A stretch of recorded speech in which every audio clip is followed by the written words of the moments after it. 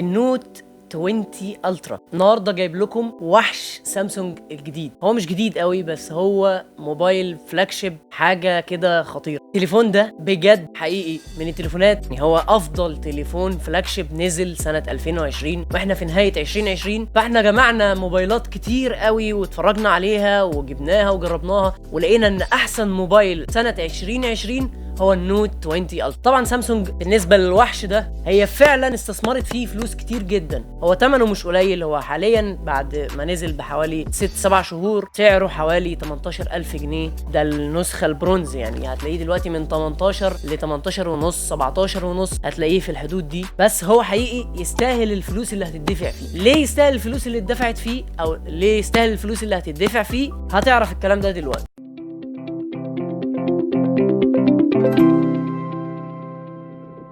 احنا النهارده هنعمل لكم انبوكسنج، هنفتح الصندوق العلبه بتاعه النوت 20 الترا، وكمان هو جاي معاه جالاكسي بادز لايف بتاعته جايه معاه. هنفتح العلبه بتاع النوت وهنفتح العلبه بتاع الجالاكسي باد وهنشوف محتويات العلبه ايه، هنشوف كل الحاجات اللي موجوده في العلبه اللي سامسونج ضايفاها، وهنعرف امكانيات الجهاز ايه في حلقات جايه هي والجالاكسي بادز. هعمل لكم ريفيو عن الموبايل، عن النوت 20 الترا وعن الجالاكسي بادز معاه في فيديو تاني غير ده. اشتركوا في القناه عشان يجيلكم الفيديوهات دي عشان تعرفوا امكانيات الجهاز وايه الخواص اللي فيه اللي تخليه هو فعلا افضل موبايل في سنه 2020. علشان تعرف محتويات العلبه ومحتويات علبه الجالاكسي بادز كمل معانا الفيديو ده للاخر، لان في حاجات مهمه جدا هنقولها لكم عن مكونات العلبه وعن استخداماته الكتير قوي. خليني في البدايه اوري لك علبه النوت 20 الترا. هي علبه لحد ما عاديه شويه، يعني مش فخمه قوي، هي بس دي مش العلبه بتاع النوت لوحده، دي العلبه بتاع النوت والجالاكسي بادز الاتنين مع بعض. فخلينا نفتح العلبه كده ونشوف. هنا دوت الجالاكسي بادز هنا، ودي العلبه دي العلبه بتاع الجهاز بتاعنا اللي احنا مستنيينه. علبه شيك جدا، الكرتون نظيف، البيانات اللي مكتوب عليها البيانات العاديه بتاعت سامسونج، الباركود بتاع العلبه، موديل بتاع الموبايل، الموديل بتاع الموبايل مكتوب هنا، الموديل بتاع الموبايل. بس طبعا الجهاز انا فتحته قبل كده، بس برضو حبيت اوريكم المحتويات بتاعته. خلينا نفتح كده. في البداية أول حاجة هتقابلك هي الضمان، ده الضمان بتاع الموبايل وسياسة الاستبدال لو أنت شاريه من مكان معين. بعد كده الكود بتاع الموبايل هيظهر هنا، عشان طبعا الموبايل لو ضاع أو لو في أي حاجة تقدر تجيب من خلال الكود دوت. هنا طبعا معانا الجهاز بتاعنا. هي طبعا الجهاز هنا بيبقى فيه ستيكر كده بتسحبه ويسحب معاك الجهاز، بس احنا عشان فتحناه قبل كده الكاميرات بتاعته رهيبة. هنا الجهاز بتاعنا الماتيريال بتاعه جميل جدا، الإزاز بتاعه يعني حاجة لطيفة كده، والشاشة بتاعته كبيرة قوي. يعني التليفون ده يعني من الصعب انك تمسكه بايد واحدة، يعني صعب جدا تمسكه بايد واحدة، هتحتاج ايديك الاتنين الا لما انت تتعود عليه بقى. وبعد كده معانا في العلبة هنا الشاحن بتاعه. الشاحن هنا بيجي سوبر فاست تشارجر، يعني شحن سريع جدا، بس هو المشكلة هنا بيجي ب25 واط، ويعني في موبايلات اقل من كده في السعر واقل من كده في الامكانيات، وبتيجي بحاجات شحن 45 واط وحاجات عاليه، يعني بتشحن اسرع من كده. بس هو الى حد ما بالنسبه للبطاريه بتاعته ان هي 4500 ملي امبير، فالشحن بتاعه برضو يعني مناسب، بس هو بيدعم الشحن لحد 45 واط عادي جدا. وبعد كده عندنا علبه فاضيه ما فيهاش اي حاجه، وهنا عندنا الكيبل بتاع الشحن. ده كيبل الشحن هو تايب سي من الناحيتين. وبعد كده معانا الهيدفون بتاعه، هو بيجي معاه الجالاكسي بادز وبيجي معاه سماعات هيدفون عاديه بسلك، بس ده مش في جميع الاحيان، يعني في اماكن بتبيعه بالحاجه بتاعته اللي هي الجالاكسي بادز، وفي مكان تلاقي معهوش الجالاكسي بادز ده عادي جدا. هو برضو ده ثمنه هتلاقيه اغلى، يعني اللي معاه الجالاكسي بادز هتلاقيه اغلى من العادي. دي السماعات بتاعته. وبعد كده بيجي طقم عشان تغير للسماعات، يعني لو انت مثلا فتحه ودنك صغيره هتبتدي تحط الصغير ده، لو اكبر بتحط الجزء الاكبر ده، لو اكبر خالص هتلاقي اللي موجوده في السماعه هي اكبر حاجه غالبا. فانت وعلى حسب المكان بتاع ودنك كبير ولا صغير عشان تقدر تسمع بالسماعات كويس وما تخليهاش تخرج او ان هي مثلا تقع من ودنك. لو الكاوتشه دي لو صغيره هتقع من ودنك. مفيش حاجه تاني في العلبه.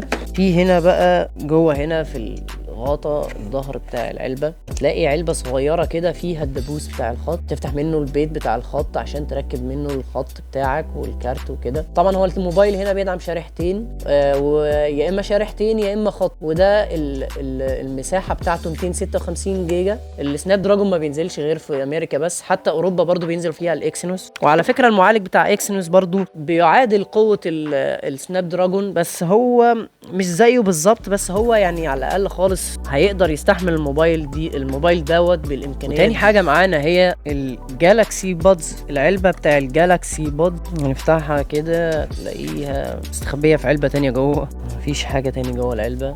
هي العلبه بتاعتها برضو شيك كده وتحسها يعني علبه لطيفه كده. هنا مكتوب طبعا الامكانيات بتاعته، هي السماعه بتشتغل من 6 ل 21 ساعه، ده جميله جدا كده. فيها 3 مايكات عشان تطلع لك صوت نقي، يعني لما تلبس السماعه طبعا في ناس تقول دي سماعه صغيره كده ومش هتوصل المايك، يعني مش هتوصل الصوت. لا فيها 3 مايكات، والمايكات قويه جدا، يعني قويه جدا فعلا. وفي هنا الخاصيه بتاع الاكتيف نويز كانسليشن اللي هي بتمنع الضوضاء اللي حواليك. يعني لما تلبس السماعه هتلاقي اللي حواليك لو في دوشه في حاجه هتلاقيها قلت الدوشه بكميه كبيره جدا. خلينا نفتح العلبه نشوف محتوياتها.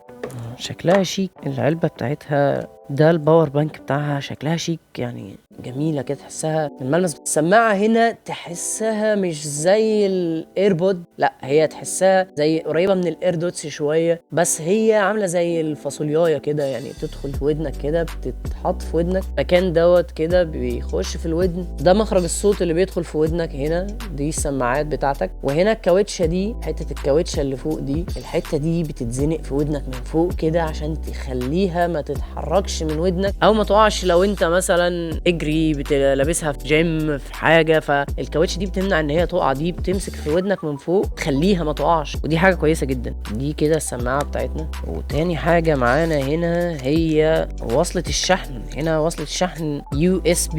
طبعا السماعه دي من صناعه AKG، يعني هي مش سامسونج اللي عاملاها، ولكن هي سامسونج اللي بتبيعها تبع موبايلاتها. هي الساوند بتاعتها السماعات هتلاقيها ساوندد باي AKG. وهنا وصلة الشحن بتاعتنا هي برضو تايب سي، ولكن هنا مش تايب سي وتايب سي، لا هنا تايب سي ويو اس بي، ودي عشان لو هتشحنها من كمبيوتر مثلا او حاجه. وفي هنا في الجنب هنا في الحتت دي هتلاقي كاوتشتين كده للكاوتش اللي بيدخل في ودنك، اللي هو بيحافظ على السماعه عشان ما تقعش من ودنك، عشان لو واحده باظت او حاجه او الاتنين باظوا تغيرها. وهنا في الظهر برضو في العلبه هتلاقي هنا برضو في تايب تشغيل، دليل التشغيل السريع، حاجات عاديه كده يعني مش محتاجين. وهي دي محتويات علبه النوت 20 الترا. طبعا لو انتوا عايزين اعمل ريفيو على حاجه معينه في الموبايل في الحلقه الجايه ان شاء الله، اكتبوا لي تحت في الكومنتات وانا هعمل لكم حاجه مجمعه لكل الحاجات، لكل الامكانيات اللي انتوا عايزين تعرفوها. ولو انت اول مره تشوفنا ما تنساش تعمل لايك للفيديو وتعمل سبسكرايب للقناه، ولو انت مشترك معانا في القناه يا ريت تعمل لايك عشان يوصل لغيرك والناس تستفاد وتعرف امكانيات العلبه ومميزات الموبايل في الحلقات الجايه. اشوفكم على خير.